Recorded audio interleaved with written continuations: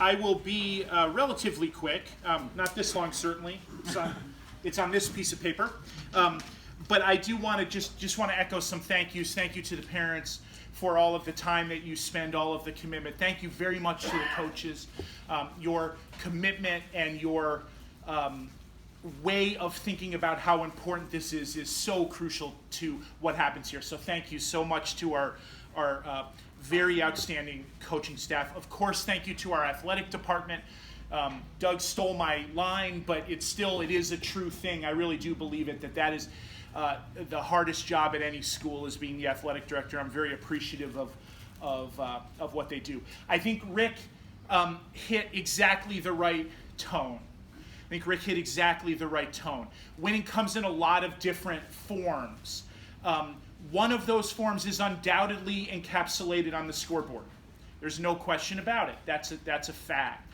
But it is encapsulated in a lot of other things too. And the book that was put together by our communications department, by our athletic department, is a beautiful way of thinking about this whole season. If you look at all of the teams, you get a great sense of all of those accomplishments across the board.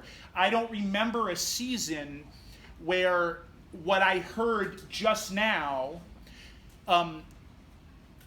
so well summarized what athletics means, should mean, and can increasingly mean here at Elgin Academy, and should mean at a place that's really committed to it. So you get a sense from the words of why we believe so much in Rick's leadership, because that tone is exactly right, and we are headed in the right direction. We're headed in the right direction also because of the fantastic work of all of the kids in the room. As hard as it is to do all of the other things that I just listed, it's a really hard thing to be a student athlete, and that's what they are. All of that time, all of the commitments we ask of them across the board, the commitments don't start at 3 o'clock. Right? They've been committed to a lot of things all day. They're often committed late into the night before. You parents tell me that all the time. Our kids work really, really hard. And when I get to watch them compete, I'm so proud of that, because I have such a sense from watching them all day, from talking with you, of what their commitment really, really means. So it's an inspiring bunch. There's a lot to be inspired by in our senior class, of course. At any school in any year, they are the leaders of what happens in an upper school or a high school. So we're very, very proud of them and the work they've done. There is a lot to learn from them. You're going to hear about that in your individual breakouts here, which I think is a great way to do this. It's going to give you a great chance to have those conversations and to relive those memories and to really think about what this season has meant, which is quite a bit when you look at each team. Younger students in the room, I would urge you to learn from those seniors and to listen to what has been said. A lot of chance to grow and develop. Your coaches will help you find that. If you don't know how to find that, we will help you. Come to one of us, come to Rick, come to Katie, come to your coach, come to someone and ask. We are glad to help with that. That's a very, very important part of what it means to be a student athlete. So I am always really, really interested in stories, and there are great stories told in that book, and there will be great stories told in the room. There's let me just tell you about one national story that some of you might know, and it might not even be a national story. Some of you in the room, if you're my age, if you're a little bit older, and there aren't many of you who are, and if you're younger, some of you might know, you might have heard of a man named Patrick Ewing, who is the basketball coach at Georgetown University. Patrick Ewing was an outstanding college player back when I was in college, and even a little bit before then, so it was, you guys it was a long time ago. And before that, he was a high school student in Boston who moved to America at age 12 from Jamaica with his family. I'm not going to get all aspects, all details of this story right. But he came to Boston, an inner city area. He was an African-American kid with his family from Jamaica. He came here wanting to be a soccer player.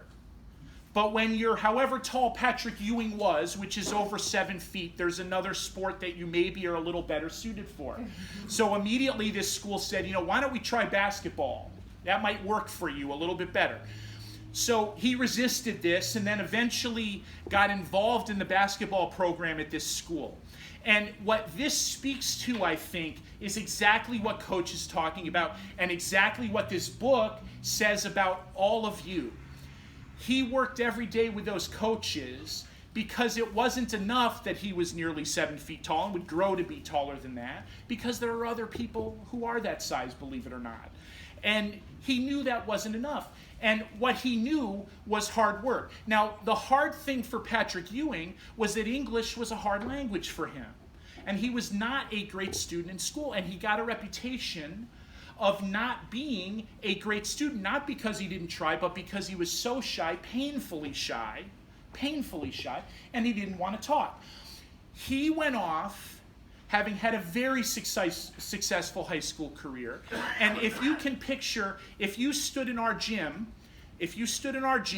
and someone who was 7 feet tall walked into that gym, the first thing they would do would be what? They would duck, because they couldn't walk through that door. And the first thing that would happen when they walked in that door is that all of us would look at them.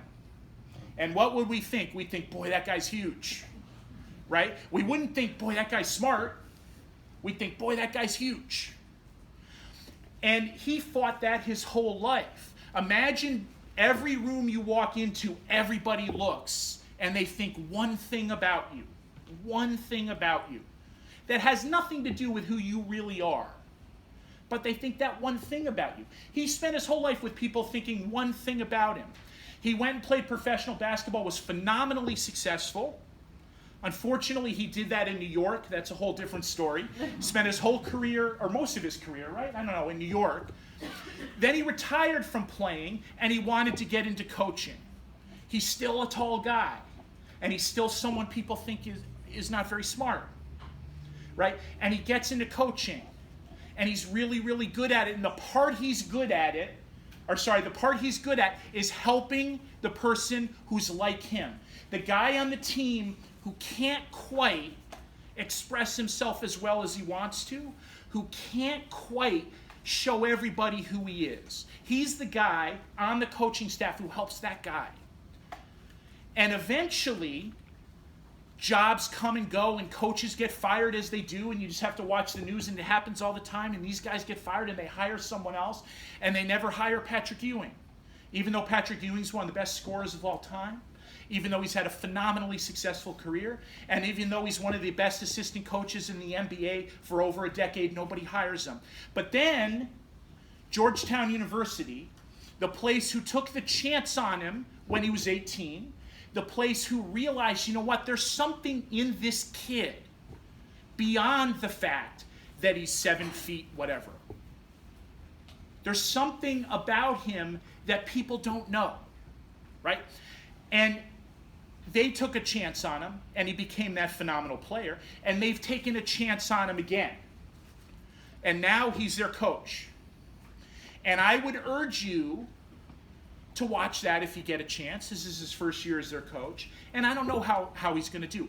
But what I think is going to happen is that there's going to be a whole bunch of kids who are going to be better off because he's their coach. Because he knows the sorts of things that coach knows. He knows what it means to work hard. He knows what those hours mean in the summer when nobody's looking.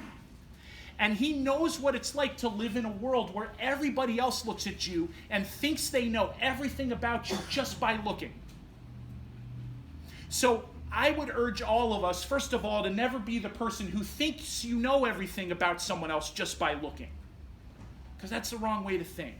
Take the time to know other people. And that's what can happen in sports. And more than that, think about all the hard work that went into the success you had this year, that went into the success of people like Patrick Ewing, and that goes into the success when you turn on the TV and watch whatever it is that you're watching.